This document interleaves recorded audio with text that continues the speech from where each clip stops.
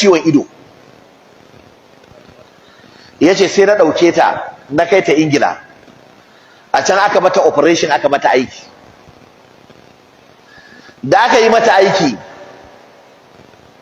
bata gama warkewa ba, ana jinya, sai ta kira ta ce ta yin ɗauke ta daga Ingila ya dawo da ita Lagos.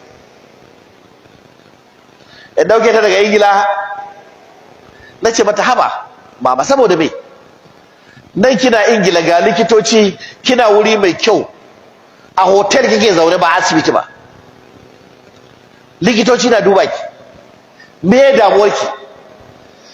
Ya ce buɗar bakinta sai ta ce min damuwa ta guda ɗaya ce, ba zan iya rayuwa inda ba na jin kiran sallah ba.